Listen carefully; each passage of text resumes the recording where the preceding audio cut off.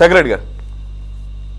Sir ఇప్పుడు నాకున్న అనుభవం అంటే నేను కూడా సివిల్ కాంట్రాక్టర్ని, నాకున్న అనుభవం ప్రకారం ఏదైనా ఒక బిల్డింగ్ కడితే దాంట్లో 30 to 60% వరకు ఇంటీరియర్స్ కు అయ్యే ఖర్చు సార్. అంటే ఒక బిల్డింగ్ ఒక 500 కోట్లకు మనం కడితే ఇంటీరియర్స్ 30% నుంచి 60% దాకా అవుతాయి అన్న. మనం పెట్టే ఆ బ్రాండెడ్ ఇంటీరియర్స్ అంటే కింద ఫ్లోరింగ్ డిజైన్ కానీ, అంటే వాడే మెటీరియల్ కావచ్చు, లేదంటే పెయింట్లు కావచ్చు, అంటే గోడలకు వేసే పెయింట్లు కావచ్చు, లేదా పెయింట్ బదులు లేదంటే వాడే ఈ వాల్ టైల్స్ కానీ, లేదంటే ఈ తర్వాత లేదంటే గ్రానైట్ కావచ్చు, లేదంటే మీరు అంటున్నట్టు ఈ మధ్య కాలంలో మనము ఈ ఇటాలియన్ మార్బల్ కావచ్చు, రకరకాలుగా సార్ ఇటాలియన్ మార్బల్లో 400 నుంచి 20,000 వరకు కూడా స్క్వేర్ ఫుట్ ఈ రోజు మనకి ఇటాలియన్ మార్బుల్ దొరుకుతుంది. అంటే నార్మన్ ఫోస్టర్ అనే వ్యక్తి మామూలు వ్యక్తి కాదు సార్. ఆయన ప్రపంచంలోని అతిపెద్ద ఐకానిక్ బిల్డింగులు కట్టిన దానికి ఆయన డిజైన్ చేశారు. ఆయన ఆర్కిటెక్చర్ అంటేనే ప్రపంచంలో ఒక చిరస్థాయిగా మిగిలే ఒక అద్భుతమైన కట్టడం అది. మరి అలాంటి వ్యక్తి డిజైన్ చేసినప్పుడు సార్ నేనైతే సార్ నా వరకు నేను చెప్తున్నా 5 లక్షల కోట్లు, 6 లక్షల కోట్లు, 7 లక్షల కోట్లు అప్పులు తెచ్చి దాంట్లో కొంత జనాలను ధారపోసి మిగతాది మిస్లేనియస్ ఖర్చు కింద జోబుల్లో వేసుకున్న ప్రభుత్వాలను మనం చూస్తున్నాం. 2019 నుంచి 24 వరకు ఏ రకంగా జరిగిందో, ఏ రకంగా 6 లక్షల కోట్లు అప్పులు చేశారో, ఏ రకంగా మొత్తం దువారా చేశారో మనం చూస్తున్నాం. దాంతో పోల్చుకుంటే సార్ నిజంగా నార్మల్ పోస్టర్ లెవెల్లో కట్టే బిల్డింగులు నిజంగా కొంత డబ్బు పెట్టి కొంత రిచ్ గా కట్టడం వల్ల సార్ మనం ఈ రోజు గురించి మాట్లాడుకోవట్లేదు. ఈ బిల్డింగులు వచ్చే 50 సంవత్సరాలకో 100 సంవత్సరాలకో అవి అద్భుతమైన కట్టడాలుగా ఇండియా గురించి రకరకాలుగా గొప్పగా మాట్లాడడానికి ప్రపంచంతో ఉపయోగపడే బిల్డింగ్లు అవి. ఈ రోజు సార్ మనం నోయిడా గురించి మాట్లాడుతున్నాం. ఢిల్లీ దగ్గర నోయిడా గురించో, లేదంటే బెంగళూరులో కొన్ని కట్టడాల గురించో, లేదంటే మీరు గమనించండి గచ్చిబౌలిలో ఈ రోజు హైదరాబాద్ లోని గచ్చిబౌలిలో ఈ రోజు అద్భుతమైన కట్టడాలు, మై హోమ్ బిల్డింగ్స్ అబూజా కావచ్చు, రకరకాలుగా అక్కడ రకరకాల బిల్డింగ్లు మనం చూస్తున్నాం. ఒక అద్భుతం అంటే ప్యారిసో లేకపోతే లండనో లేకపోతే ఇంకా ఒక పెద్ద నగరంలో ఉన్నామనే అంత అద్భుతమైన భావన కలిగే పరిస్థితి. మరి అలాంటి పరిస్థితుల్లో మనం వేరే దగ్గర కట్టేటప్పుడు అమరావతిని ఎందుకు కట్టకూడదు సార్?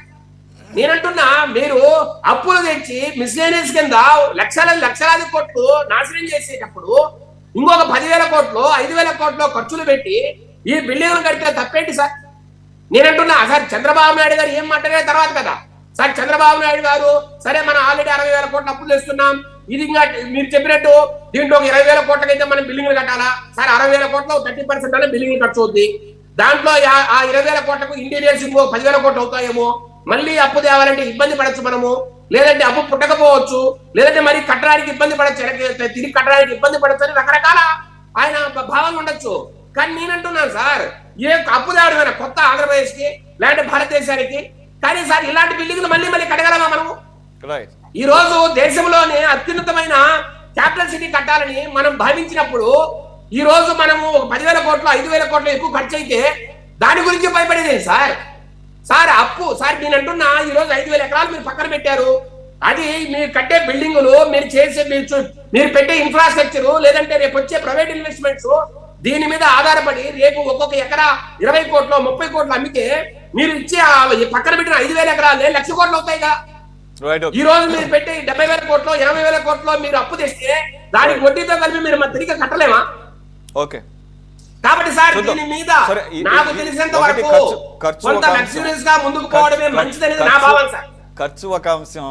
2028 డిసెంబర్ అంటున్నారు, సారీ దసరా టైం అంటున్నారు. అంటే అప్పుడు ఇంకొక ఆల్మోస్ట్ ఎలక్షన్స్ టైము దగ్గర పడతా ఉంటుంది, ఒక 7-8 నెలలు. 2029 జగన్మోహన్ రెడ్డి గారి మాటలు ఏంటంటేనేమో ఆయన నేను రాగానే వచ్చి అమరావతిని ఆపేస్తాను అని చెప్పేసి చెప్తున్నాడు. అప్పుడు గనక కంప్లీట్ అవ్వలేదనుకోండి, మరి ఆ తిరగబడ్డ కమల పువ్వు ఎంత హైట్ వెళ్తుందో తెలియదు. మరి ఎక్కడికి తీసుకెళ్ళి ఈయన వస్తే ఏ స్థాయిలో ఉంటాయో, ఏ స్థాయిలో కంప్లీట్ అవుతాయో, ఆ తర్వాత 2% 3% వర్క్ మిగులున్నా కానీ ఆయన కరాఖండిగా చేసే ఆలోచన ఉద్దేశం ఉన్నట్టయితే కనపడటం లేదు. కాబట్టి ఇవన్నీ కూడా ఏదంటారే ఏమో సార్. ఇప్పుడు సుదూరమైన కాలంలో జగన్మోహన్ రెడ్డి గారు మళ్ళీ అధికారంలోకి వస్తారనే ఫీలింగ్ నాకైతే లేదు సార్. ఎందుకంటే సార్ అది మీ పర్సనల్ పాయింట్ ఏంటంటే ఆయన ఏం చెప్తున్నాడు అనేది ఇక్కడ ఇంపార్టెంట్.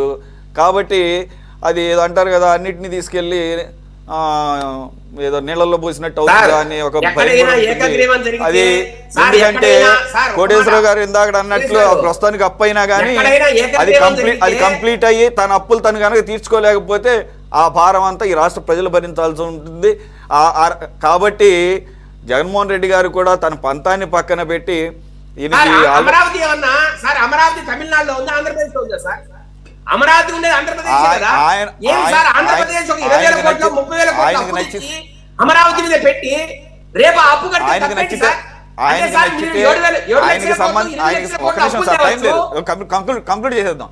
ఆయనకి నచ్చితే తమిళనాడు అయినా ఇష్టపడతాడు, కర్ణాటక బెంగళూరు అయినా ఇష్టపడతాడు. కానీ అది మీకు సంబంధించినటువంటి చంద్రబాబు నాయుడు గారి యొక్క ఆయా ఆలోచన విధానం. అది కాబట్టి చంద్రబాబు నాయుడు మంచి పేరు వస్తుంది కాబట్టి ఈ రకమైన అదే మరి అది ఆయన మానసపుత్రిగా మిగిలిపోతుంది. దాన్ని నేను ఎందుకు డెవలప్ చేయాలనేది ఆయన కాన్సెప్ట్ అని చిన్నపిల్లడిని అడిగిన చెప్పారు. కాబట్టి అందు గురించే సార్ నేను అందు గురించే సార్ 2028 చివరికి మీరే 2028 చివరికి అంటేసరికి అది ఖచ్చితంగా ఎప్పుడు కూడా టైం పెరుగుతుంది. మరి అది కనుక టైం దాటిపోతే ఏంటి దీని భవిష్యత్ అనే సంశయాలు, డౌట్స్ కూడా ఉన్నాయి. Hope all these projects will be completed by 2029. Thank you very much for joining. Shekhar Reddy గారు, బాజీ గారు, కోటేశ్వర గారు అండ్ చిన్నపరెడ్డి గారు. ఇది వాళ్ళ టాప్ డిబేట్. మరో అంశంతో మళ్ళీ కలుద్దాం. Stay tune to city 24/7.